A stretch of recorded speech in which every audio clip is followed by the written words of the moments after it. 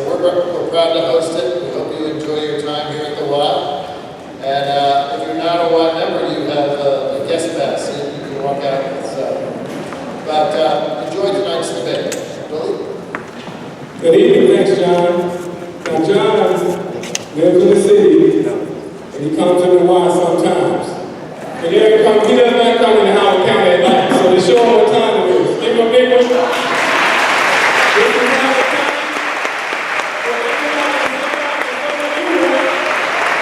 So give it to him, and make him come back. So, I want to thank everybody for coming out. I certainly want to thank the Y for allowing us to set this up and working hand in hand with us to bring this to you. I want to thank the candidates because the one thing that I can say more than any branch president, and by the way, I'm the president of the Howard County Branch NAACP, let me say that.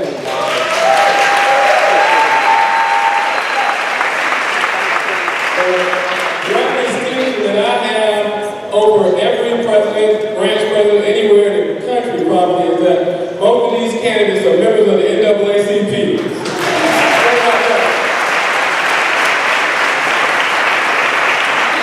So I want to thank the NAACP members. We have a former president in the back. I want to thank our current members and executive committee because they, came along to see this vision coming to fruition. And I think we're ready to get down and ready to rumble. You can be a member of the Y, and you can be a member of the NAACP at the same time. So join me out.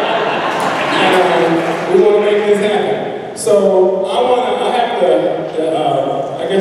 opportunity to introduce the song and present to others. A friend of mine, you probably heard his voice, but you may have never seen his face. This is Mark Steiner, the Mark Steiner. So he has a face for TV. So this is Mark Steiner. Let me know what time it is and how it's coming. Come on.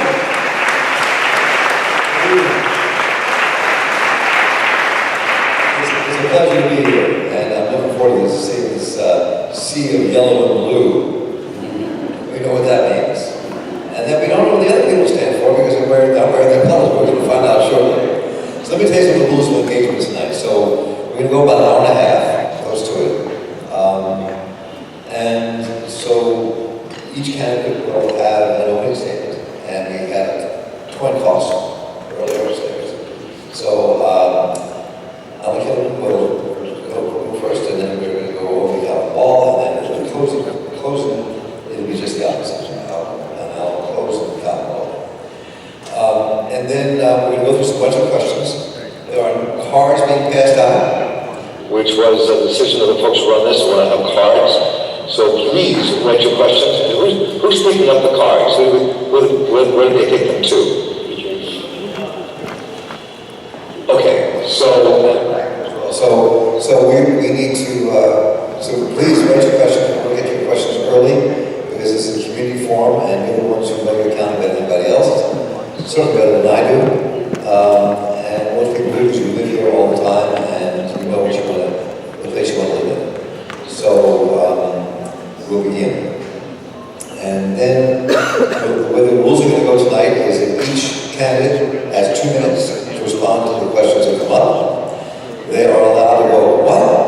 And ask that person what he meant. He can respond. And then we move on.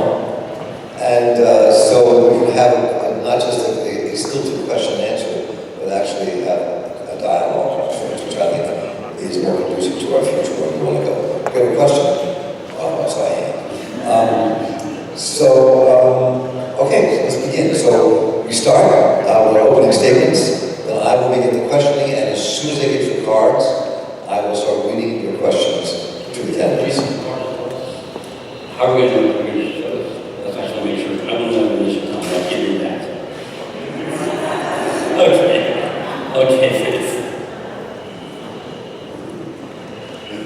That means time's up. Not even a warning. Time's up. All right, cool. We got it. So let's begin. Allan. Thank you very much, and I appreciate the Y and the Howard County NAACP for hosting tonight. I tell you, this feels like old home week. These two of my kids played basketball with the Columbia Ravens. I spent a lot of time at the benches every year, and being part of this whole the Y atmosphere, so it's great to be back here again. It's also great to be part of an NAACP forum. NAACP has a very special meeting for my family and I.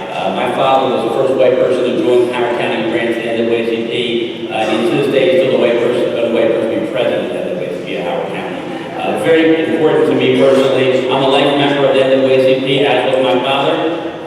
The NAACP and the advocates have really meant a lot to me because we've worked closely together, especially when I was in Annapolis. I think a lot because of the NAACP's work with me is I made the decision to vote to repeal the death penalty when I was a state senator. And I appreciate that continued relationship I have with Willie and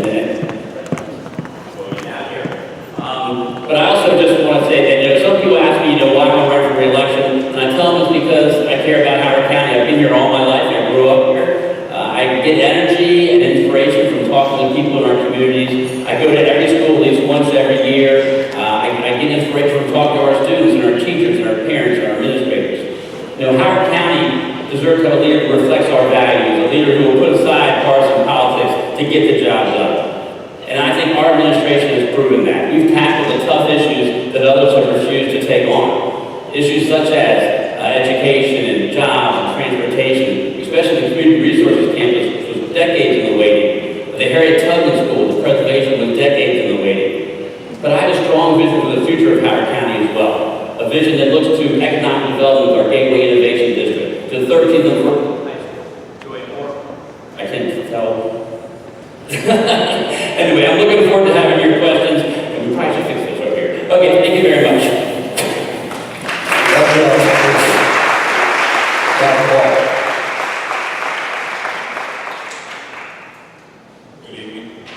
Good evening and welcome. My name is Allan, and I am your Democratic nominee for the Howard County Executive. I'd like to first thank my lovely wife, Shani, for joining us. Thank you.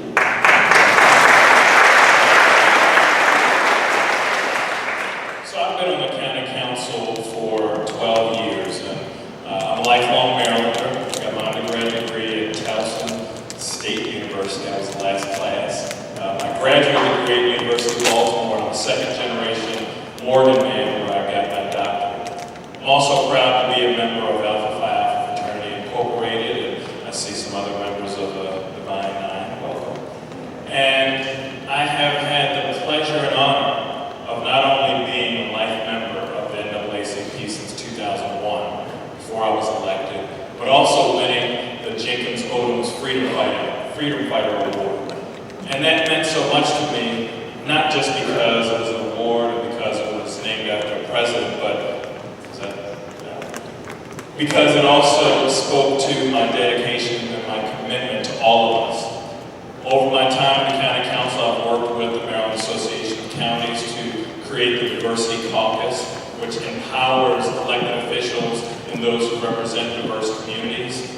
And for me, as an educator, education is a key priority, not just because I have kids in our school system, but because I recognize that it offers so much opportunity for all.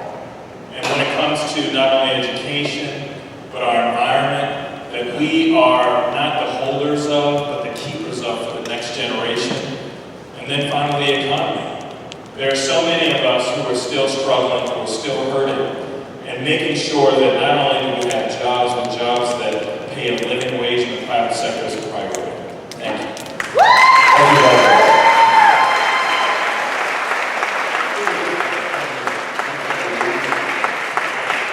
So this is when we're like 15 seconds out. Yeah. And we'll put up the sign so they know they have to wrap up. Okay, so let's begin. And again, to make sure we have it straight, the cards. You'll have to fill out your questions, and people are walking around to get the cards, is that right? So the woman there in white, the woman there, both these women are wearing white, and they have cards, and they're going to go through the questions and hand them to me, but I'll begin the question. You have to keep your hands up. Okay, cool. I guess we'll get your questions up here. Okay. Let me just start with this question. This is, some people have had this softball question, but I think it's a very serious question. Howard County is not the Howard County of 20, 30, 40 years ago, 50 years ago. It's not an agricultural county like it was. It isn't the county Columbia started, it's a different county. county now, in the next, for the census, 20 years or less, will be majority minority county, as we say, in terms of our population in this county. Things are shifting drastically. It used to be a place where people could afford housing, could afford to live here. My wife lived here for a long time. In Columbia, she could afford it. She was a waitress then. She couldn't even touch an apartment in this county right now. So the question I have is, as you look to the future, give us your guiding principles. Nobody will much tougher specifics. Your guiding principles about where you see this county going and where you would take it in the next 8 years. We begin, I think, this round with Calvin and then go to Allan. One of the first things that I thought about as a county council candidate was that I wanted to be that elected official, that voice, that public servant for everyone, especially those in need. You know, there are those who are doing very well, and no matter whether it's a Republican opponent or I serving wherever, they're going to be okay. But there are many others who are living on the edge, and leadership matters. And for me, making sure that I'm that voice to create a full spectrum of affordable housing, to make sure that we don't just have a good school system overall, but for all, to make sure that those who are struggling just to survive have someone who cares about them, someone who listens to them, someone who, when they're afraid that their home is going to be foreclosed upon, or they're sending their kids to school hungry, but they're embarrassed to ask for resources, there's someone else who will stay up late at night thinking about their challenges and their difficulties. You see, my guiding principles not only come from the fact that I know what struggle and challenge looks like, but I think that government can be that partner and that voice to make sure that people know that there is that safety net, that there is a compassionate, caring individual who serves the CEO of our county, who cares about their life, their family's lives, and their future. Thank you. Thank you, Calvin. My biggest guiding principle is that I know that I work for you. There are too many times elected officials think they're the boss. They think that they have all the answers. They think that they're the ones in control. You're in control. The people of Howard County. That's why, unlike any other elected official, I hold 4 town hall meetings every year where I sit in front of a crowd just like this for 2 hours and answer questions and hear comments and hear what they want done in Howard County. That's the type of leader we need in Howard County. Somebody who will reach out to the community and make sure the community is included in our decisions. And that's what I've done. We need leaders in Howard County who do care about those who are most vulnerable. And that's what we've been doing. That's what we've been doing. The Community Resources Campus I mentioned in my opening is a great example of the leadership in Howard County of making sure that our nonprofits and our other human service providers are all located in the same place so that people who have a single parent who's working 2 jobs and has 2 kids at home doesn't have to go to 3 or 4 or 5 different places in the county. They go to one place to get those services. That is a big deal. It's a big change for Howard County. It's a model for the country, not just Maryland. We have our Department of Social Services will be there at the end of this year, early next year. We have our Community Action Council there. We have our Department of Community Resources and Services there, which includes our Office of Aging and Independence, includes our Office of Veterans and Military Families, includes our Office of Human Rights back there where Mr. Parker stands. We also have our nonprofit center there, our nonprofit collaborative. So you have an opportunity to get any service you need pretty much in Howard County in that one location. That's leadership. That's listening to the community. That's making sure that we have those priorities set in our mind. So that's what my guiding principle is. My guiding principle is what is best for you, what is best for our community, and the only way you know that is by talking to them. It's really sad that other elected officials don't come out and have town halls and just expect you to come to them. I don't. I come to you because I know I work for you.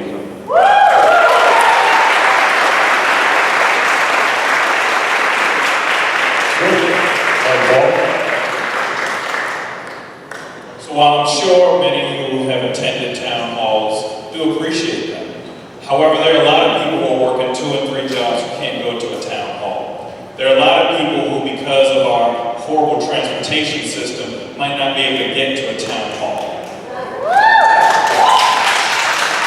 So it's incumbent upon leaders who truly care about how people think to reach out in numerous ways to where they are, and not just depend upon town halls where oftentimes, and I've been to a few of them, there are many of the same people, or the people who are able to get there very easily. There are older Americans who just can't drive at night.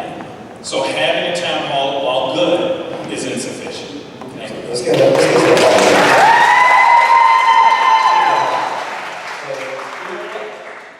You heard him say he's been to a few. He's been on the county council 12 years. He's been to a few town halls. I've had more town halls in my 4 years than the years he's been on the county council. Now, if he had gone to town halls, he'd see there is a wide variety of people at those town halls. It's not just the people who can drive there. It's everybody there. And of course, I don't just do town halls. I go out in the community in a lot of different places. I told you I go to every school every year. I go to a lot of community events. I go to people where there are. So don't let someone tell you that town halls aren't important. Town halls are very important. And don't let someone think that just because you have a town hall, you're not reaching out to everybody else. We reach out to people in a lot of different ways. I think it's important for you to know. You want to like citizens who will stand in front of a crowd like this. I do it all the time. So let's move on now. This is an NAACP forum, so I want to get some of the issues that the NAACP has been wrestling with, and we get to have a question about education and transportation as well. Of course, it's going to come up. So, Howard County right now doesn't have a review board, or an oversight board when it comes to the police, with independent group of citizens that can hold everything accountable. Human rights commissions, advisory council have further power to make things happen. So the question becomes: so how important is that in these two administrations to have a civilian review board that has power to actually recommend, at the very least, what should happen if it were to the community, and have greater powers? And how should that happen? We should happen, should not happen. I think certainly U.S. I might have. I think Go ahead, Allan, and then Calvin. Thank you very much. I'm very proud of our Howard County Police Department. We have a very strong Citizens Advisory Council that's very involved. And under my administration, we started the Youth Advisory Council. So young people are now having a relationship with our police department. I find when I talk to the police department, most of the complaints actually come from inside the department.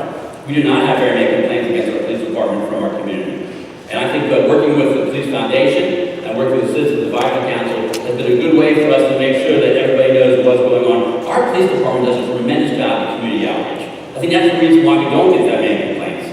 And, they reach out in our immigrant community very, very closely. Fern, the Foreign Born Information Referral Network, actually goes to our police academy and trains our police officers. And then when they have their in-service training after they're already fully a police officer, they continue to go to those as well. So we continue to have very close relationships. Our LGBTQ community comes to our academy, comes to the training sessions to make sure that our police officers understand the needs of the community, understand what's going on in their community. So I'm very proud of what we're doing with our police department. I think that the Citizens Advisory Council does a good job. I think the Police Foundation does a good job. Our Youth Council does a good job. And that's the best way to make sure that our community feels represented.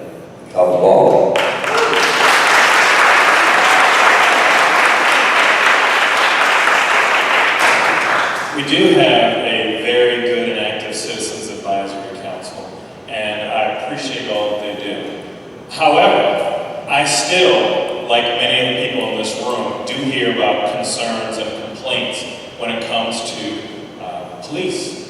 And I think that while we do a good job, we can always do a better job. There are always people who are retiring, there are new recruits, and while there is some training, we can do more training when it comes to restorative justice. We can do more training when it comes to ensuring that all of our police feel comfortable and help all of our citizens feel comfortable.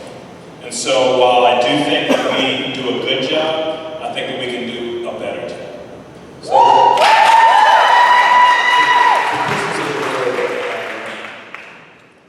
we're in a county where at least 40% of the people are not white. Latino, African American, Asian Americans in this county. Some people I've talked to in the last several days have been quizzing a lot of people who live, my friends who live here, people I know, about children in the school system, their thoughts about what's going on.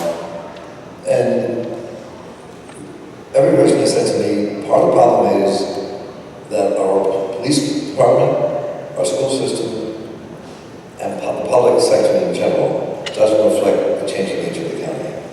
Is A, do you agree with that? And B, is that important? And C, if it is important, then what do you do about it? And I think Calvin will start this one, let me go there. Yes, I do agree with that. The last census had us at about 45% being non-white, and we have a majority minority school system. And so we should have, at every level, a reflection of the beautiful tapestry of our community. And we still have a lot of work to do. The police department, the chief, comes under the purview of the county executive and the administration. And so the vision of the county executive should set forth the vision of the police department. And so I think that it is important. I think that we can do a better job of diversity. And I think that we do need to keep working on that. We do have more diverse police officers than we have. However, I think that there are still some concerns. There are still some officers of color who have left the police force in recent years. And when I spoke with them offline after they left, sometimes they said because of certain diversity concerns and challenges. And I think that we can continue to work on that.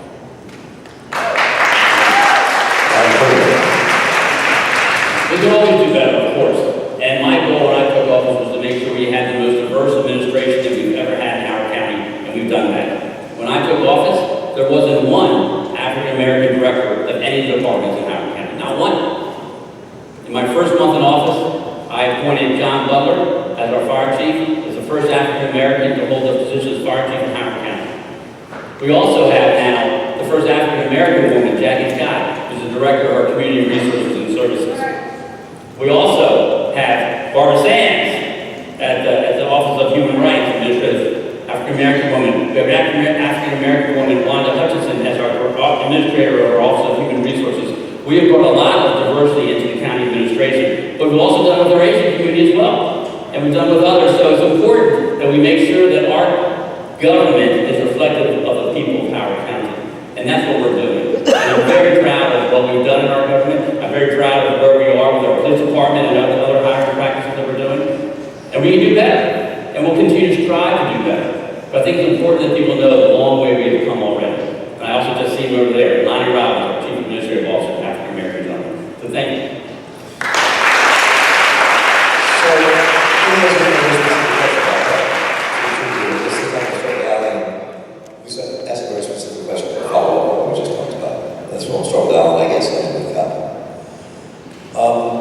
So, if creating a more diverse police force, teachers in our schools, firefighters, how do you get there? How do you make that happen? I mean, whoever wins this election will have 4 years. Those 4 years can begin something that really hasn't really started in Howard County yet. How do you get there? That's what I want to, I mean, it's very specific. Sure. No, and I appreciate that, and we're working very hard to do that. We do a lot of recruiting. I mean, we go out throughout the community, we go outside of Howard County community, we go to colleges all across recruiting people. I will tell you right now, it's tough to find police officers. It really is. It's tough to find somebody who wants to go into that field. Right now, we are working and hiring an Asian liaison for the police department. We want to make sure that we have a very large Asian population in Howard County, and that position can be filled in the very near future.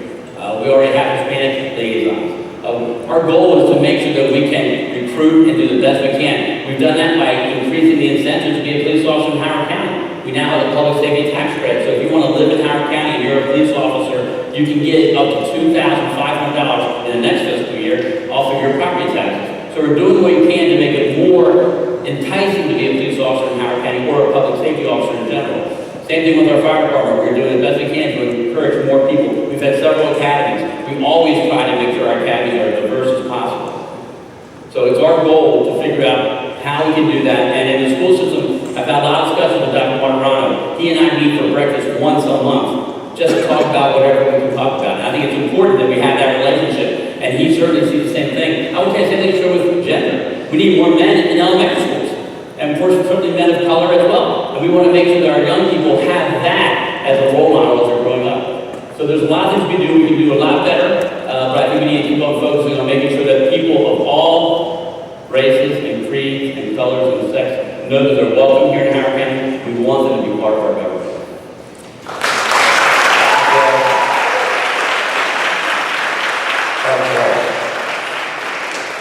I think the first thing we have to recognize is that we have some challenges.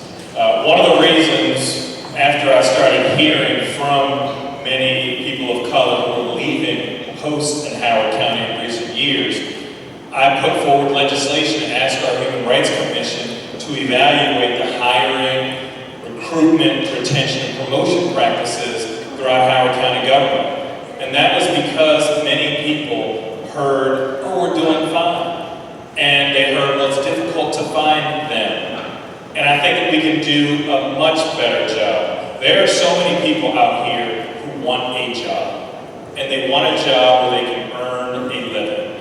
And especially if they can come here in Howard County where we have an excellent quality of life. And so improving our recruitment efforts, making sure that we diversify them is key. And making sure that people know that coming to Howard County, they will have a very good working environment, and it'll be not just diverse, not just a place where people of color or people of different religions will be tolerated, but they'll be celebrated and have an opportunity to move up through the ranks. And I think the more we can get that message out, the more that we can ensure that we are recruiting in diverse areas, the better we'll do. Oftentimes what happens is people hear word of mouth. They talk to their friend who says, you don't want to work there because. And I think the more we can dispel those myths and rumors and challenges, the better we can do.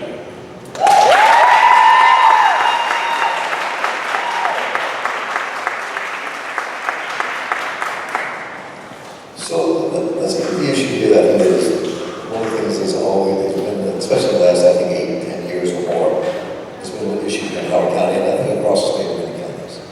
That's the question of affordable housing and why there's so little of it in this county. Some people have argued, I've seen people going back and forth with different columns, people discussing it, that the developers are often seen in our governments as the equivalent of the defense industry in Capitol Hill. They have a lot of power. They have a lot of money. Both of you have taken money from developers. And so then people question that because like the certain companies in the county have been able to rather pay fees rather than build affordable housing. So how important it is to have affordable housing? There's many levels of that. There's affordable housing for middle-class families, teachers, lawyers, police officers, people who work for the government. There is affordable housing in the growing poverty in this county, where people can't afford to live, which we'll get to in a minute. So what's your plan? How do you create affordable housing? How do you force developers, should there be a law forcing developers to actually contribute money and as part of building housing in this county that's affordable? How do you get there?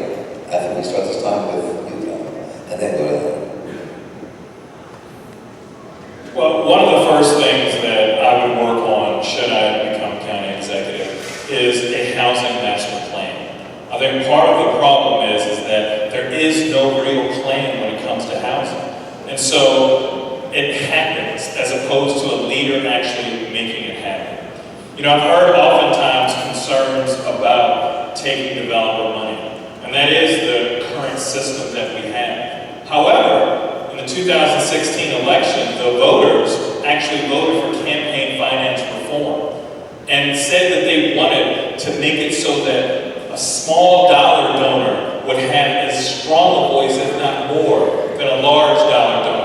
Unfortunately, our Republican opponent not only campaigned against it in 2016, but then after it passed overwhelmingly, and then the county council passed it, vetoed it and refused to fund it. So we could have had a system in place now where there is public campaign finance.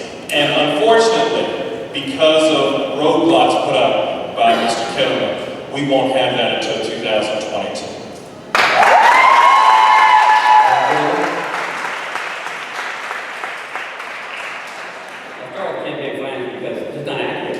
That bill passed. It doesn't take effect till 2022. I didn't stop it. I vetoed it right because I don't think your tax dollars should go to a political candidate.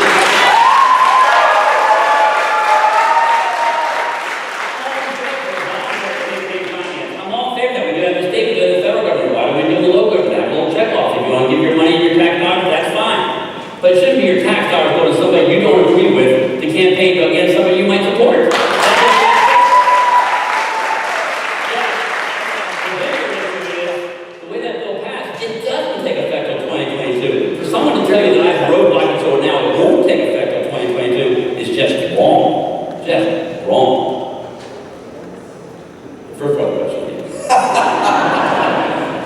We're talking about how you create. Okay, affordable housing. Hey, we already have an issue with affordable housing. When I took office in 2010, we had a downtown Columbia plan that was not working. It was just to give a fee in lieu, just like you said, and it wasn't working. The Downtown Housing Corporation came to me and said, Allan, it's not working. We need you to change it. So we brought the parties together. We had to fix the downtown Columbia plan. Now we have 900 affordable units required in downtown Columbia. When I took office, there was a requirement for one. Now we have 900. So it's important that we diversify our affordable housing, making sure it's available for everybody throughout, not just in a couple places in the county, but throughout Howard County. And that's my goal and that's my vision for the future. But we're making it happen in downtown Columbia first.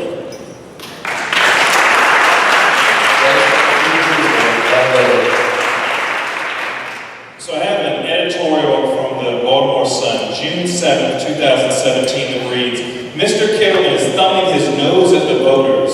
And here's the bizarre part. He's doing it only for symbolic effect. And this is related to the campaign finance reform. Mr. Kittleman could let the bill become law without signing it, but apparently it was more important to him to demonstrate an antagonism toward the public financing of elections, even though he has in the past, while serving as a state senator, supported public financing with election dollars. And then it goes on and says, Mr. Kittleman ran as a pragmatic moderate, but there are times when he misses the mark. And it talks about him saying, might this be an effort just to stir his Republican base?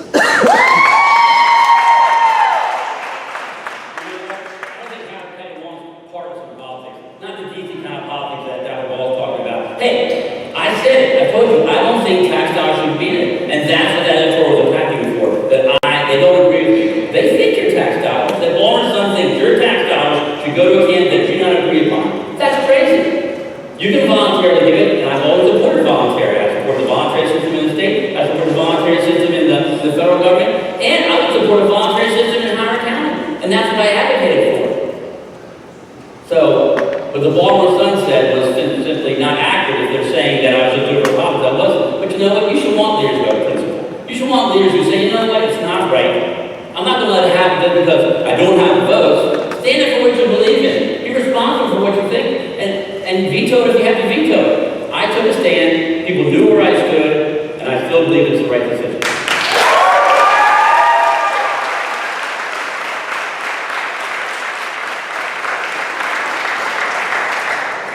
So let me move on to a different subject and come back to development. This seems like that's the audience about development as well.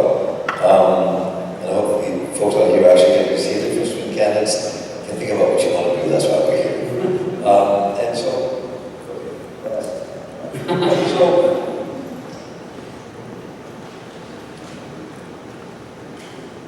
Howard County schools have often been touted as some of the best schools in the state.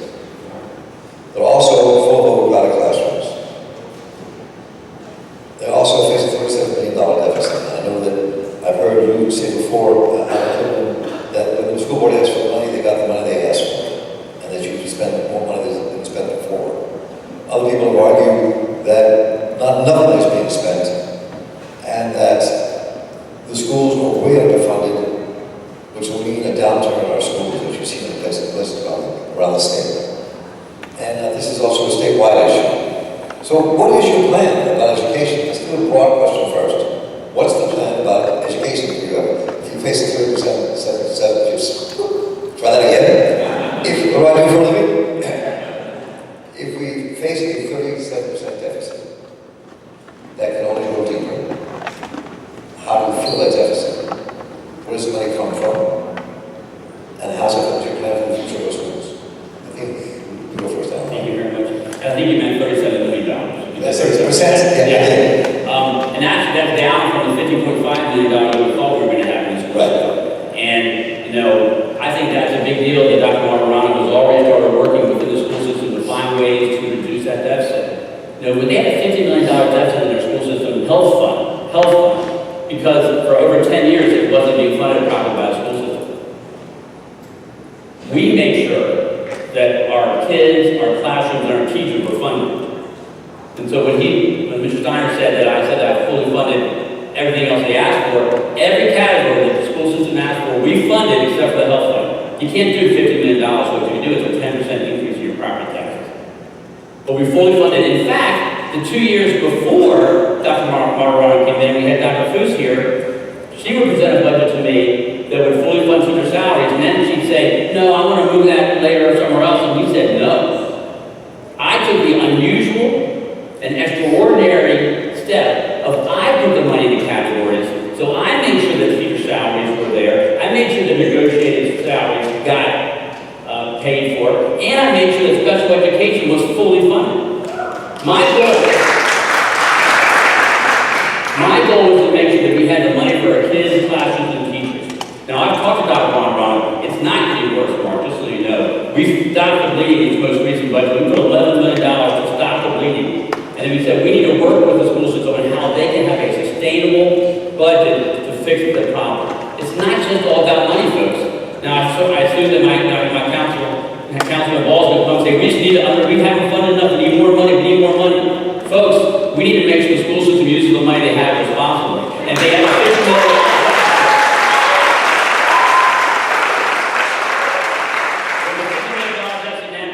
We need to work with that. You shouldn't just give them more money. Thank you, Allan. Allan Ball.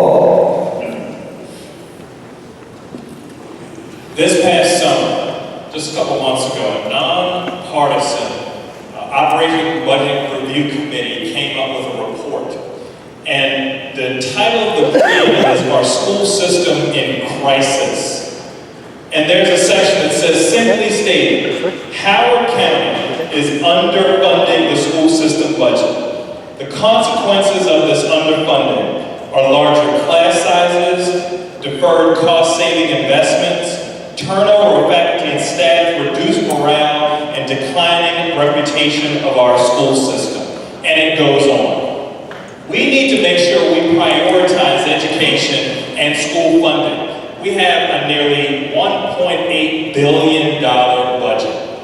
And so percentages focused on the school system, focused on addressing not only the almost $40 million budget deficit in the health fund, but the almost $500 million capital deferred maintenance, which impacts so many of our kids, particularly oftentimes in the schools that are the oldest and the most in need. We need a leader who takes that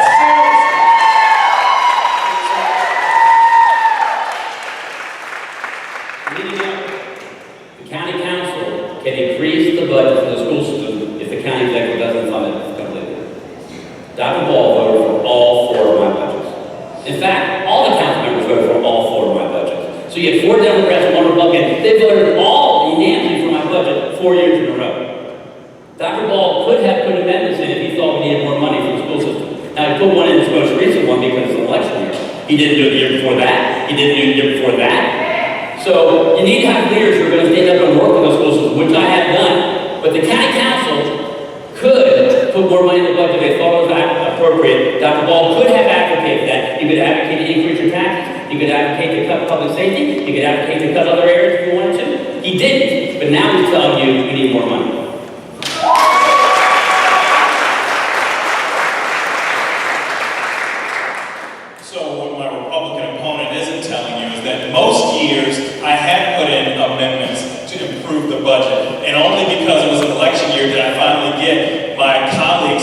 supported to fight against another class size increase under his leadership. This is what we need: a county executive who has the purview and the responsibility to create what's called the form of the budget.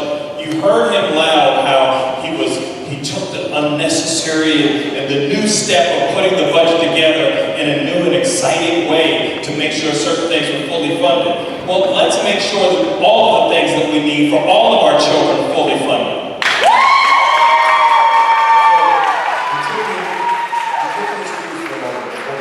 Some of the questions here, there are all these cards. If there are more cards, you can bring them up so I can try to divide these up and see what I have here.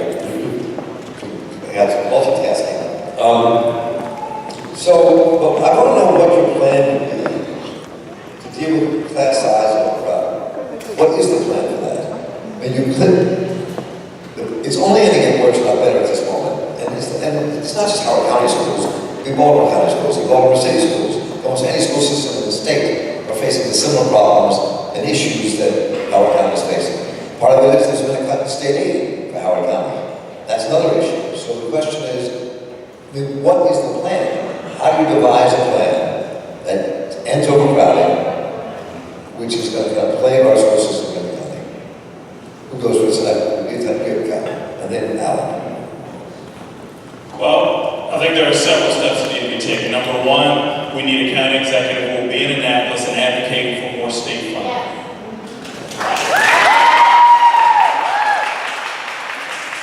Number two, I talked about that deferred maintenance. We need to ensure that we are building the schools that we need where the students are, and which include a 13th and a 14th high school. And we need to make sure that we hold developers accountable.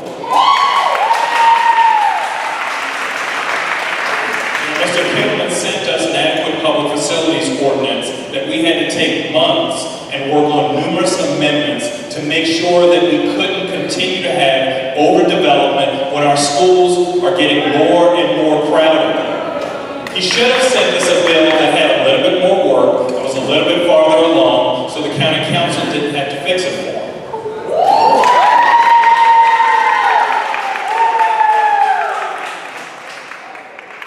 The problem with school overcrowding is that we have an awful lot of development. Do you want to hold responsible for that? You hold the county council and the zoning board. Dr. Ball has voted for over 9,000 more households in Howard County than his 12 years on the zoning board. 9,000. There's one location in Hanover alone that he changed. He voted. He was the deciding vote. It was a 3-2 vote. He was the deciding vote to change it from M2 to transit-oriented development. It went from 0 homes to 2,000 homes. That is the problem. When you have folks who are thinking about increasing residential density instead of thinking about what the cost of that's going to be. When I was on the county council, that was not my principle. Twice on fairly large developments, I voted no when they wanted to increase the residential density or if they wanted to change it from a commercial to a residential use. You need to have leaders who are willing to stand up. You know, the agricultural facilities, that hadn't been looked at since 2002 when I took office. Dr. Ball could have easily put a bill in to look at or asked for them to come to look at it. He didn't. When I took office, we put it together. And we had a representative from each council member serve on that committee. Dr. Ball's representative voted for the bill that we put into the county council. So for somebody to say that it wasn't adequate, wasn't strong enough, this was something that took months to put together, the community brought together. Hey, I signed the bill, it could get better, sure. I'm always willing to work with people to make it stronger. But we did it based upon what the community had come together to do, including Representative Dr. Ball, who voted for the recommendations of the agricultural facilities ordinance. But you need to know, nothing would have happened had I not put that task force together. Nothing would have happened. So it's important for people to realize we need to have leadership. And leadership is actually making things happen, making those tough issues. For too long, people kicked it down the road with the agricultural facilities ordinance. I didn't. When I took office, we made work on it.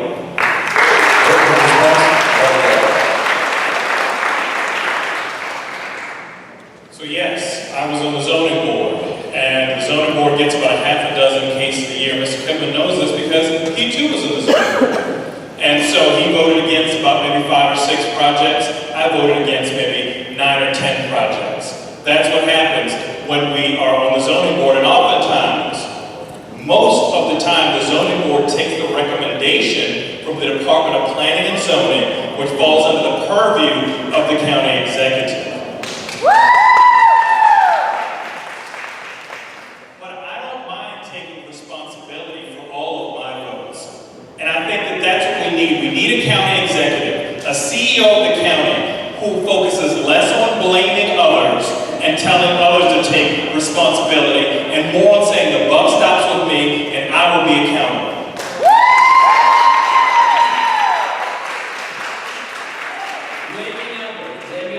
We're talking about responsibility. He just said he took responsibility. So I appreciate the first time in any of our debates that Dr. Ball said, I take responsibility for voting for 9,000 additional households. I'm glad you take responsibility for that. We have to fix it because of it. We have to have a stronger adequate public facilities ordinance. Why? Because he voted for 9,000 more additional households. When you have that type of leadership on the zoning board, you don't want that to become the leadership of the county council. You want someone who's willing to stand up, someone who's willing to tell developers we're not going to grant waivers so that you can avoid doing stormwater mitigation. We want people who have done what I've done, who stood up to them and said, hey, you know what? You got to follow the rules. In the development community, I have this reputation of being a rule follower. I think that's a good thing. We should make sure the rules are followed. It should be the same rules for all the time, that the residents know what they are and the developers know what they are. In my administration, we've held them accountable, we've made sure things are done properly. That's what you need as a leader. You don't want someone in the county executive's office who supported an increase of 9,000 more households. And I will tell you, he talked about me voting against 5, I never once, or I actually think he never voted against an increase in residential density.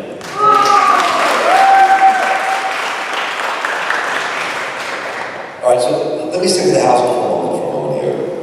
So, zoning regulations and agreements with developers have actually resulted in a net lower number of affordable housing units through all these total compliances that the county gives to developers.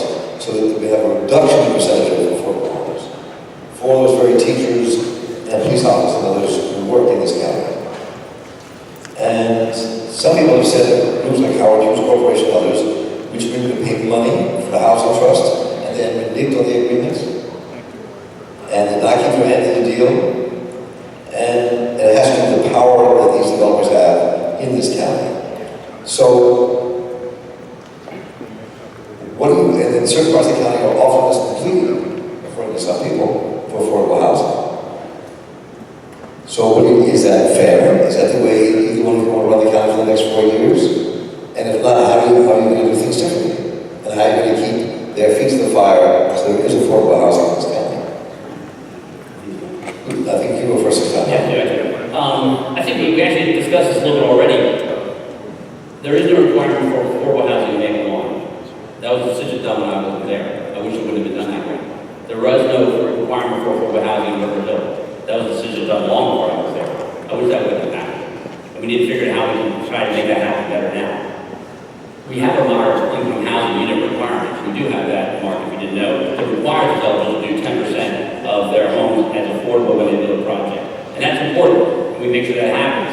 And we don't waive that. We don't waive that. They have to do that. But the bigger point is, as I said earlier, there was no requirement for affordable housing in downtown Columbia. Not one until I took office. They had a fee and lieu system that just wasn't working. And so we have taken leadership on that, Mark. We've worked hard to make sure that we have affordable housing available, and to have 900 units in a walkable, bikeable community is important because some people may not have transportation. To have it where there's going to be a transit center where we're going to have a better transportation system. I inherited a neglected and failed transportation system, no question about that. And by next spring, we're going to have well over half of our buses will be new. We'll have a new route structure, which was approved by the county council unanimously, our transit development plan, that we're going to have new routes to make it easy for people to get where they need to go. So we're doing a whole lot better with our transportation, but we can still do even better, and we're looking forward to making it stronger. But you have a strong transportation system, you have affordable housing requirements, you have a transit center, you have all the things you need to allow people who want to live and work and play here in Howard County, again with the property tax credit for those who are serving us, such as public safety officers. Thank you.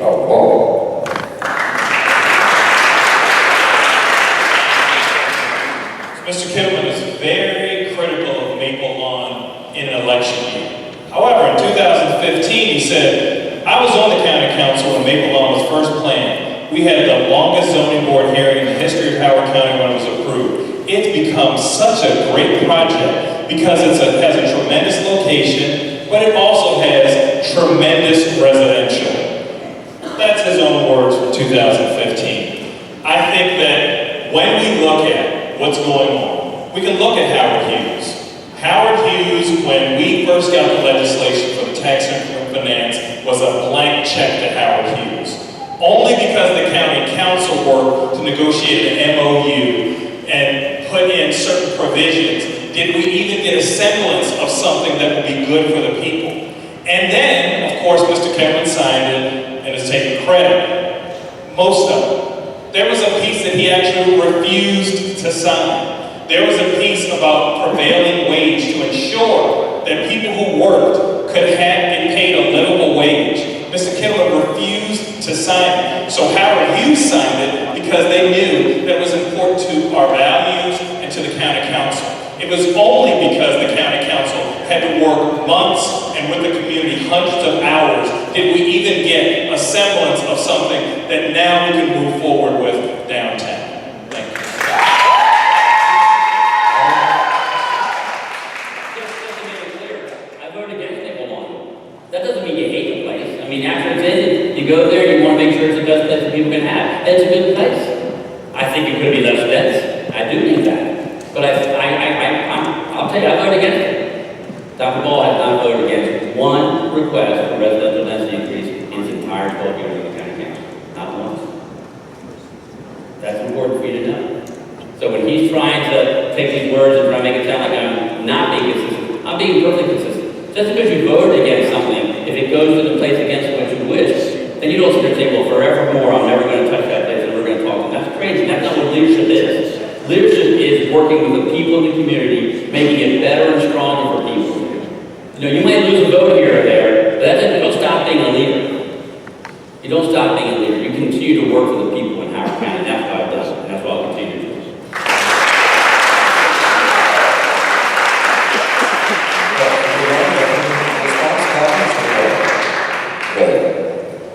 Just very briefly, our records are out there, they're public.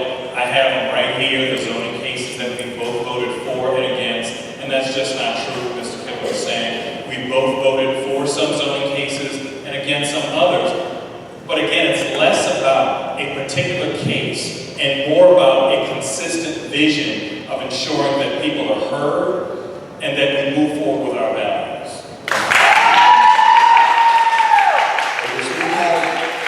I have a number of questions here that about what I can say. So let me pick some of these up and see how I put these together. I'll just read them as they're written rather than ad-libbing here. Since they are questions, but not mine. What are your views on the use of land near the river on Main Street, Allan City, that will be available after demolition of the historic buildings that need not be restored?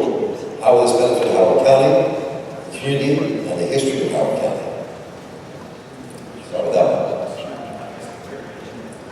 What are your views on the use of land near the river on Main Street in Allan City that will be available after demolition of the historic buildings that can not be restored? And how will this benefit Howard County community? Howard County. So I'm very concerned about the demolition of the historic buildings, and I'm especially concerned with how, outside of the budget process, this moved forward. There were actually monies taken from a library for ball fields, from the Route 1 fire station to improve safety elsewhere. I think that we need a plan that has more community consensus, that is better communicated other than just through press conferences and press releases, and a plan that preserves not only lives and safety, but also the historic structures as best as we can.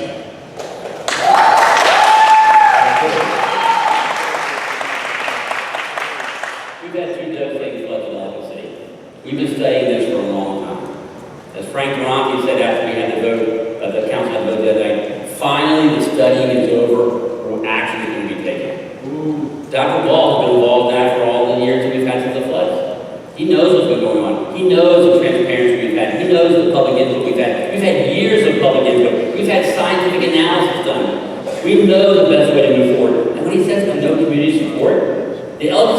Work Group, which was established in 2015 by Councilman John Wise and myself, has met since 2015 working on these issues, unanimously supports the plan that was passed. The bipartisan vote, actually two Democrats voted for it and one Republican.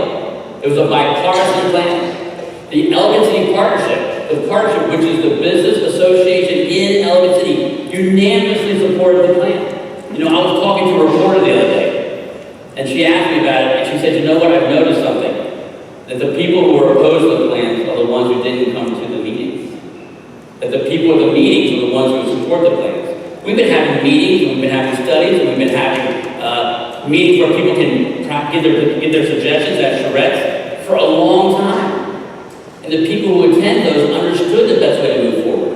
And with regard to your question, the best thing we can do now is after we remove the buildings, save the historic aspects as best as we can. We expand it, have a river walk, have a public gathering place. It'll be an awesome place for Elgin City. It'll help make Elgin City even more vibrant, bring more people to the downtown, and we'll be able to have concerts there and other things there. So it's going to be an exciting time in Elgin City. I believe that we finally are fixing a problem that's been here for 246 years. And I really believe when they celebrate their 500th anniversary, they're going to come back and say, in 2018, the people of Elgin City finally got it right and fixed it.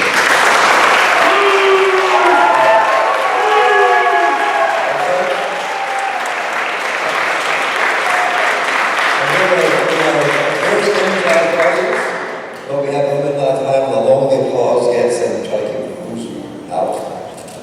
Respect for each other here, and we can get through this bed.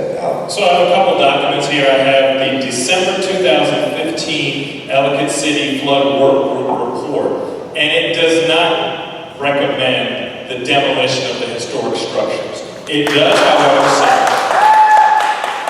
that nearly all structures in the area may suffer flooding damages to their buildings and contents. Many are likely to be impacted significantly or severely. That's 2015. And then I have the Ellicott City Partnership document that talks about climate research suggests that extreme weather events may be becoming more frequent and severe. However, the OEC must remain cognizant of risks from its unique watershed while balancing the important link to the beautiful Patapsco. So, and this was 2017. This conversation about demolition of buildings became public to the vast majority of Howard County residents. And it's all Howard County residents who will have to pay $50 million very recently. Sorry, didn't see the sign. You know, he tries to do something from a couple years ago. I told you the Elgin City Flood Work Group unanimously supported this plan, and they do. They came together and unanimously supported this plan. So he tried to reach it from 2015. I'm not sure why he did that, but they came out and supported this legislation that was in front of the county council. And the Elgin City Partnership did the same thing. So there could be no dispute that the folks at Elgin City Partnership and Elgin City Flood Work Group support this plan. It was supported by the community, it was supported by a bipartisan majority of the county council, and it's the best thing to save our town. If we don't do this, folks, the folks in Elgin City, it's going to die. The town is going to die. Because the businesses are not going to come back until they know we fixed the problem. I had a business owner come tell me after the flood in May of 2018, Allan, you shouldn't let anyone in this town until you fix this. And they were dead serious. We've lost 4 people. We cannot not lose anyone else. This is too important for us not to get right. So finally,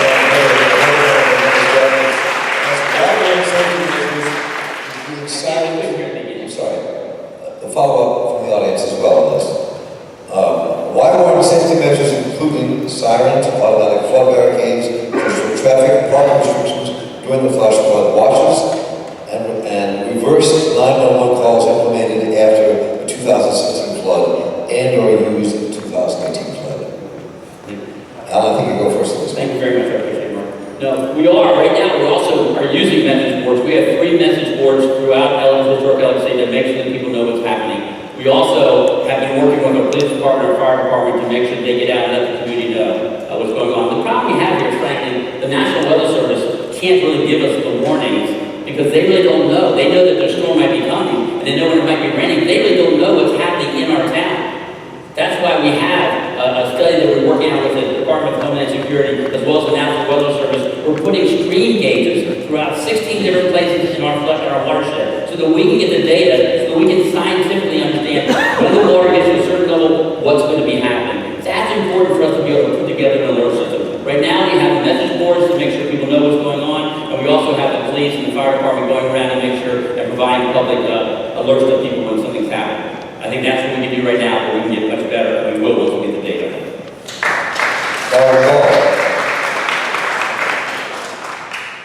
So at Mr. Kittleman's first budget, there were people who said, 2011 there was a report saying that Main Street could be dangerous.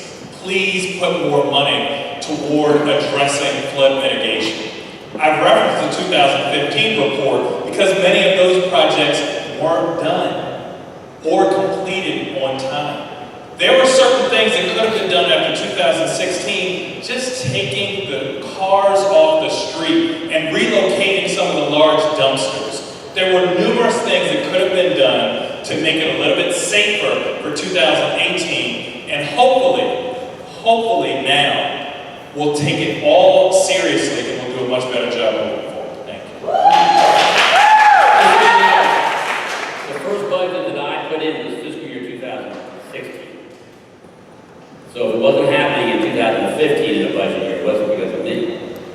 In 2016, we did put money, and Dr. Paul knows this, we put money in to start a flood mitigation program in Allan City. That's what Councilman John Weinstein, the Democratic council member for Allan City, who has endorsed me instead of his colleague, because he's seen how we've worked together and how we've made sure that we got the things that we need to do for Allan City. We worked very hard together to get that Allan City flood group up and running. We actually met before we were sworn in. After the election in November, John Weinstein met together and said, what can we do together to help Allan City? We put together the idea of the Allan City flood work group. We started doing that even before we got sworn in. And they suggested some money for the next fiscal year, and we put it in the budget for fiscal year 2016. And we continue to be working hard on flood mitigation since.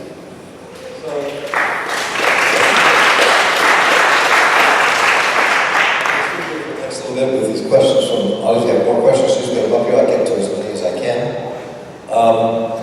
Do you support or oppose the new courthouse?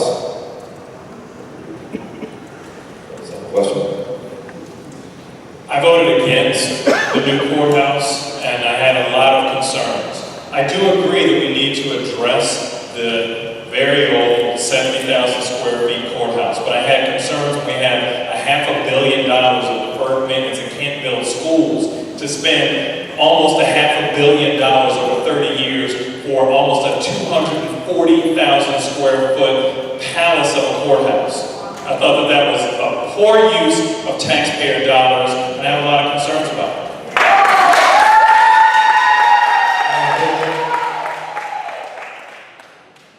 Councilman Ball was for it before he was against it. He voted twice for the courthouse to go forward. He voted for a resolution to have it start working its way through and supporting it. We need a resolution passed by the county council before any of the bidders would really want to bid. They want to know that they're supporting the county council. Dr. Ball voted for that. Then when I put my budget in, to put the money in there for the courthouse, Dr. Ball voted for that. Then, after we had gone through the negotiation, after we had picked the person to develop and to build the courthouse, he voted no. He was for it twice before he was against it. We need a courthouse in Howard County. Our courthouse is dilapidated, it's not secure, they can't keep up with the current technology. 4 members of the county council, 3 of his Democratic colleagues voted to have us go forward with the courthouse because they understood that that's not a courthouse that's made for lawyers or judges. It's for victims. It's for folks who have sexual assault against them and have had happened to them. It's for the folks who don't have to sit in the same room with a person who assaulted them or who maybe had sexually assaulted them, have the woman and the man sitting right next to each other. We don't want that. We want to make sure that our courthouse is a safe place for everybody, so we can have our sheriffs there, our state attorneys there, our public defenders there. The courthouse is a big part of our community, and it helps to ensure that we're safe.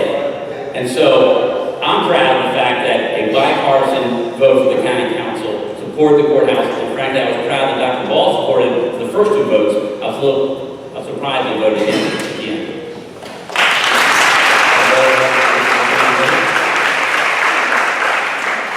As I said before, we did need to address the courthouse situation. And I did support the county executive moving forward. However, as the costs continue to balloon and grow, and as I saw that more and more his budgets didn't fund education at the levels that they should, I recognized that we weren't doing the right thing by investing and obligating the county. We are now obligated for 30 years for this $450 million courthouse that we're even moving away from the Main Street area to an area that is technically Ellicott City, but most see it as colonial.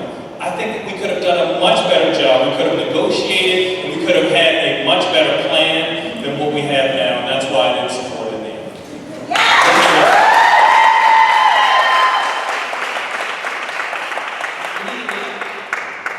The courthouse doesn't bring economic development to Ellicott City. Everyone knows that. You have people go to the courthouse 5 days a week, from 8 o'clock to 5 or 6 o'clock, and they leave. They don't go down for lunch. The judges testified about that and others. No one goes. They got to Route 40 for lunch.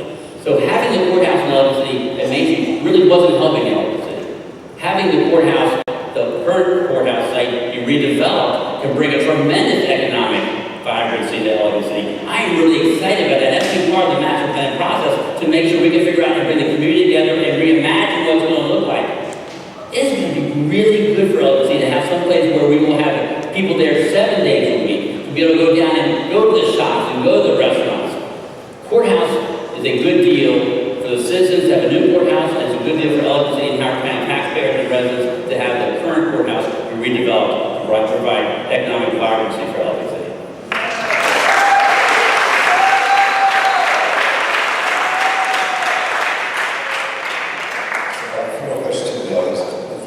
Citizens here in the county. This is one that caused a lot of controversy in the county, so we'll bring it up since it just came up here. How do you feel about making Howard County a sanctuary county for undocumented immigrants? Allan, do you?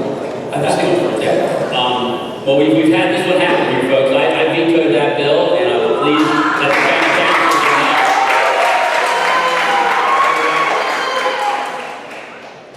not. We're right now, we're better than sanctuary county right now. Howard County has always been this way. We, in the previous administration, we didn't use our police officers to enforce federal immigration law. We don't use our police officers now to enforce federal immigration law. It's unfortunate that had the sponsors of the bill talked to Hector Garcia, the executive director of FERN, or talked to the chief guard of our police department to find out what's been going on in our immigration community, they would have realized we don't need that bill. Because we already have a very welcoming community. We already have a community where our police officers are very close with our immigration community. They meet regularly with FERN, and like I said, FERN comes and helps train them at the academy and they're training in their in-service sessions. We already have a strong and welcoming community. We didn't need to have a controversy. I will tell you, if you talk to folks at FERN, they'll tell you, the bill caused more problem for their constituents than it did help. That we now have people who are concerned more than they weren't concerned before. And the problem was, it could have been avoided. It could have been avoided. We didn't change any policies. We've clarified policies. We're working with the immigration community to make sure they know what our policies are. But we haven't changed any of our policies. We're continuing the same policies we had in the past for 10 long.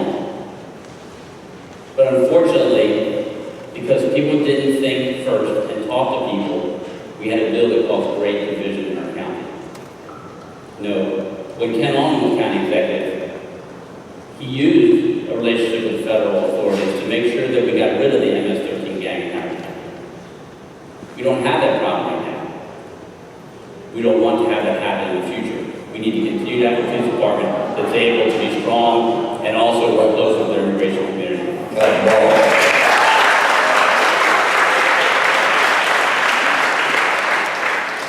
We have so many people who are afraid while living in our county.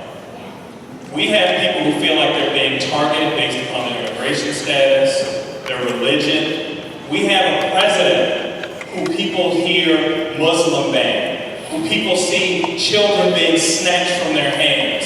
And I will not apologize for standing up for the residents.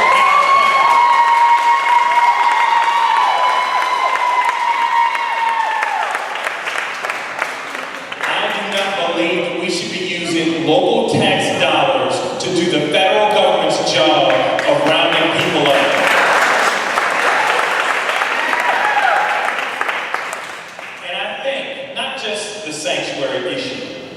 but even our responses represent different worldviews. Just today, there was a report saying that hate crimes had increased. They are on the rise.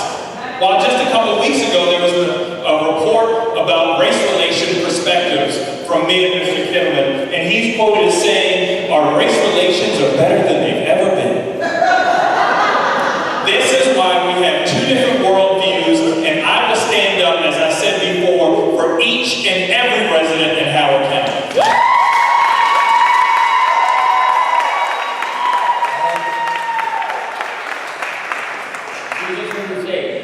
We don't need our police officers doing that. They don't. He's trying to scare you. They don't. Our police officers do not go out there and enforce thorough immigration laws. They just don't. He knows it, but he says it anyway. You have to wonder about that. Indivisible and Fern did a study with our undocumented population with the St. John the Evangelist Church. And they found that the most frequent source of harassment for an undocumented person is a stranger, followed by a store owner or employee. A neighbor. Less frequently was a county agency. So I want you to know that that is not the problem we have in Howard County. We treat our residents with respect and dignity. We make sure that our police department and others. Time's up. Okay, thank you. We do that here in Howard County already.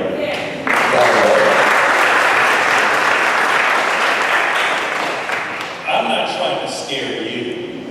I want to stand up for the people who are scared to come here tonight.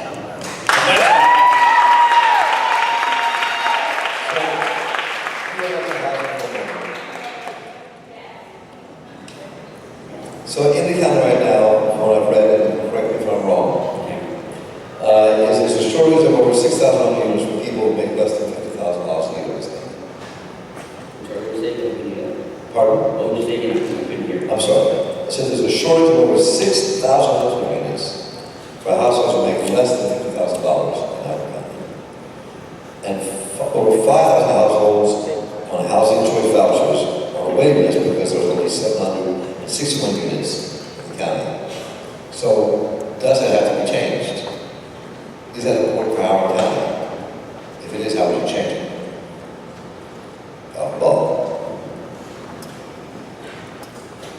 Yes, it does have to be changed. Just a couple of weeks ago, there was a study that came out that said about 25% of Howard County residents were below the poverty level, were house insecure. And so we need to stand up for them. We need to stand up for our children who won't be able to afford to live in our county, our workers who won't be able to live in the county where they serve, our teachers, our firefighters, our police. Part of that is holding developers accountable. Part of that is ensuring that we actually have a housing plan that makes that a priority. When I first got onto the county council, County Executive Jim Roby, because I worked on the county council at 3, County Executive Jim Roby had a group together, and some of the people in this room were part of it, and we spent the next few years implementing those strategies. And we started making headway on the affordable housing shortage. We've fallen behind, and we need to do significantly better, or else we will no longer have that next generation that lives the Rouse vision and the Rouse dream of diversity, not just in the color of our skin, but in socioeconomic diversity, housing diversity, diversity of thought, perspective. We do not want to become a place where only the wealthy can live.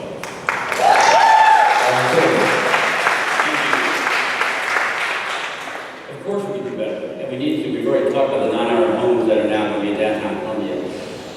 But I will tell you, when the Adequate Public Facilities Ordinance was being heard by the County Council, and a way to try to ensure that we get more affordable housing, there was an amendment proposed. And the amendment was, let an affordable housing unit continue even if it doesn't pass the actual test. But it would have to go back to the County Council to be approved.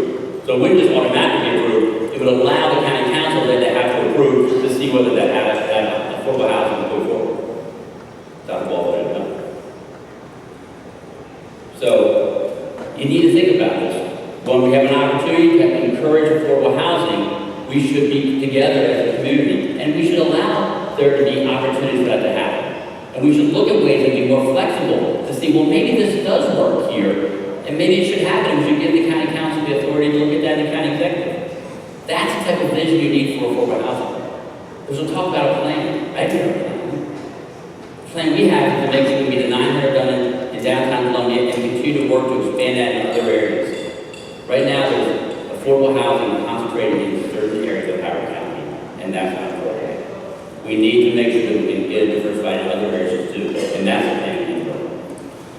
So,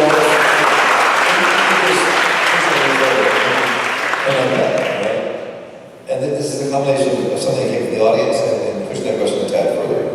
I mean, how will you address the growing disparity in Howard County and Columbia? For example, many Columbia Village centers are losing tenants and becoming food deserts. That fits into what we're talking about here, I think. And let me add to that, does there need to be a law in Howard County that says anybody who develops anything in the county has to set aside, you can argue the numbers, X number of houses affordable, X number of houses are low income, no matter where they are, whether it's Maple Lawn, Pelican City, or Columbia, or wherever that happens to be.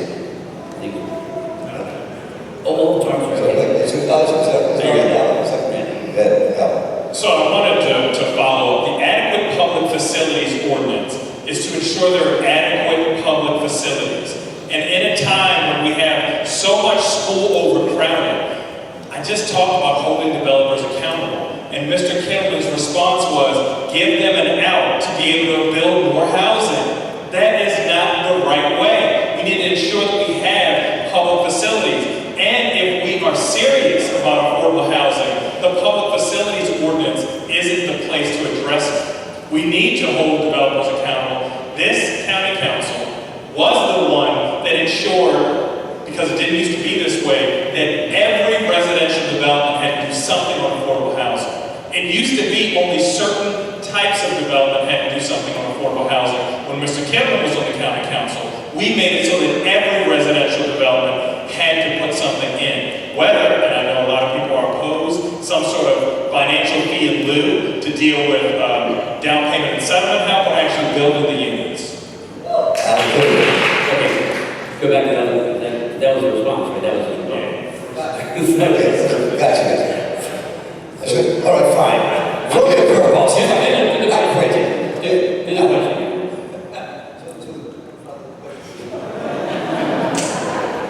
So the question of the audience was, how will you address the growing disparity in Howard County and Columbia?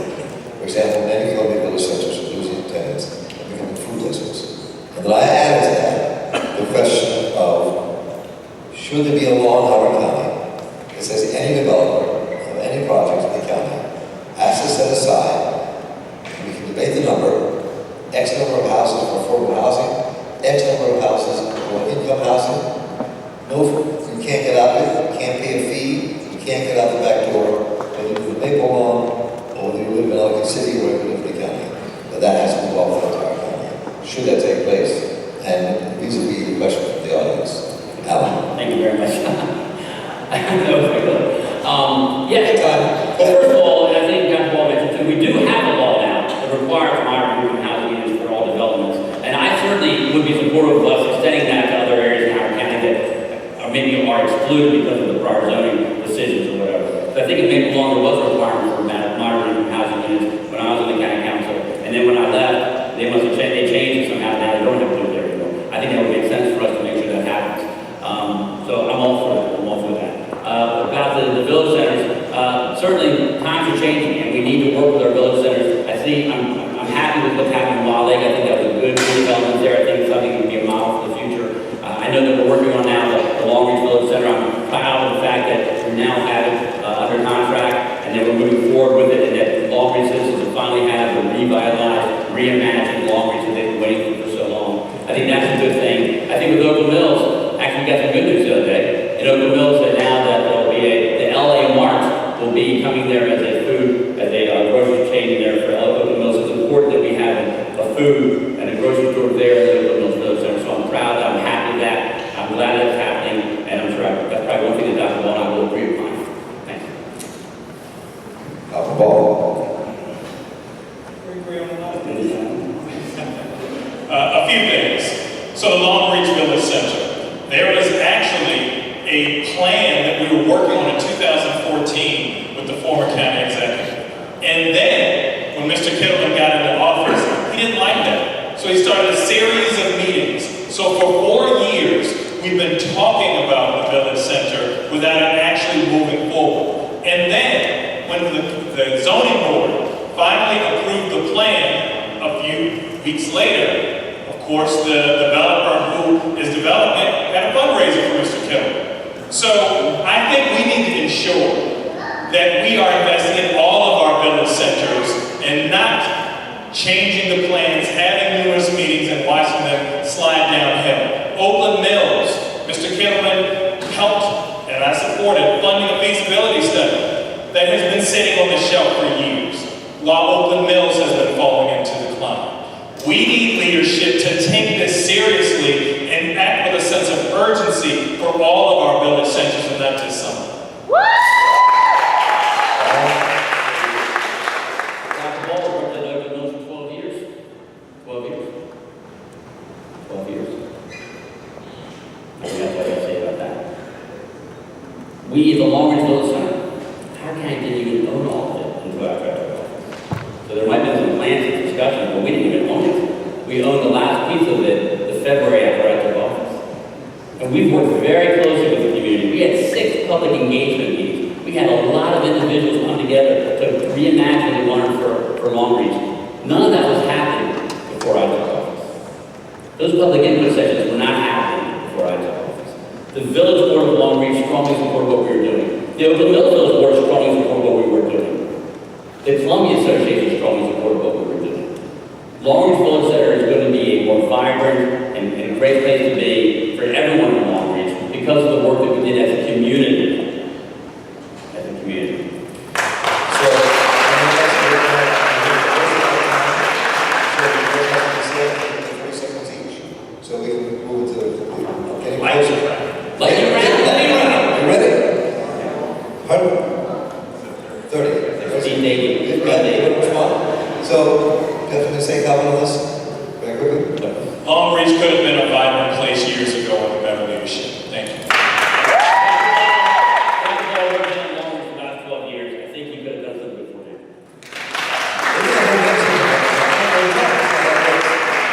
So, one last question, then we do our closing statements. This is a quick minute response from each. This came out actually in NAACP and other places that have sent things in. So, Howard County Government Building is the George Howard Building. Who was a slave owner? Who is also in the county that we're sitting in. Should the name change?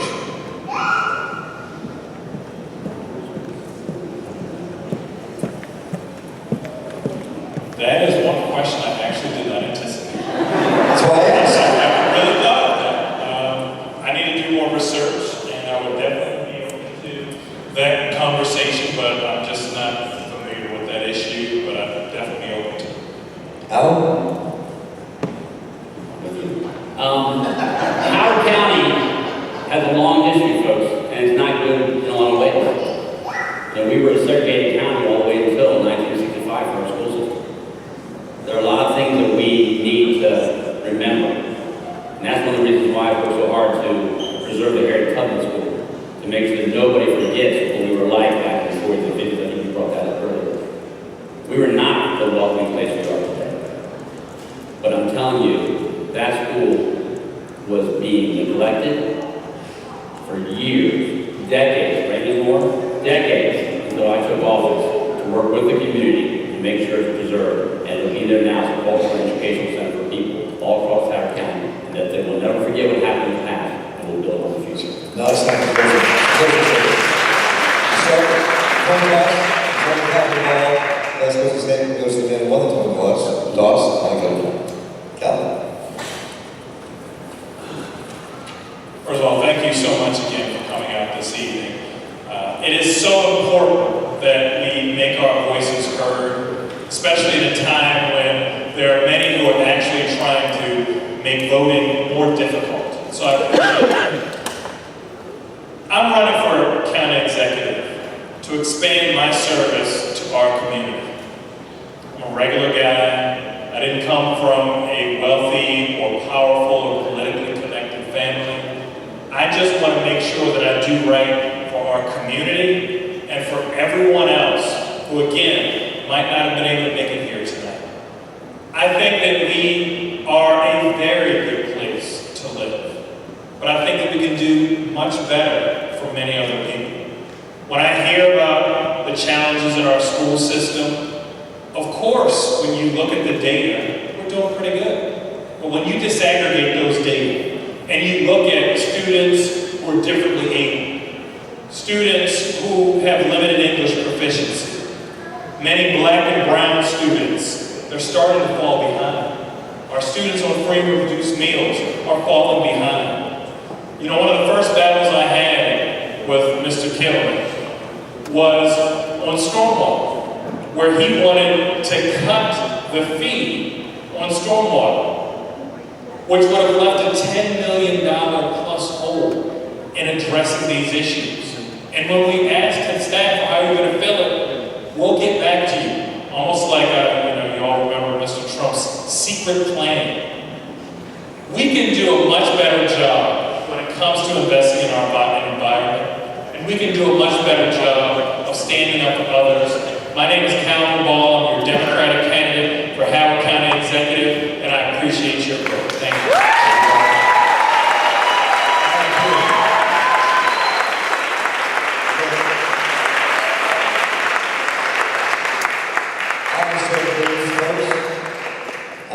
Thank you very much. I appreciate you all being here tonight. I also want to thank my wife and my kids for being here. My wife for almost 32 years. She's been an educator for over 30 years. I appreciate you being here. My daughter's an educator here in Howard County, so I appreciate your service to Howard County. I said it earlier, I'm running for re-election because I love this county. I think that our administration tackled some of the tough issues that have been put off to the side for far too long. We didn't get a chance to talk about our Achieve 24/7 program, our initiative, where we worked real quickly with the Oakland Mills community. We had 90 middle school students from the Oakland Mills community spend the month of July, and they got breakfast in the morning, they got math proficiency in the morning, then they had lunch, and then they had some enrichment studies. Paid for by Howard County government in cooperation with the school system. It was a program we had, and we brought up our administration to help people. Out of 51 students who remained in middle school this year, 44 increased a level in math because of that.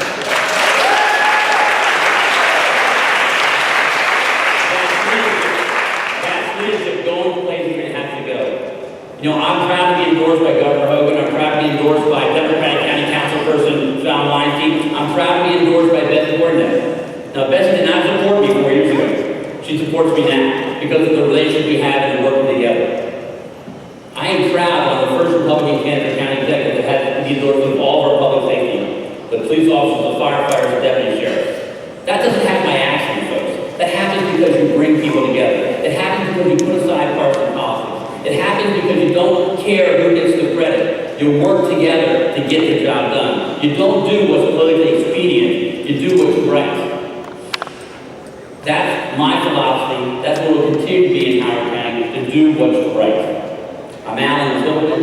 I'm asking for your vote because bipartisanship really works.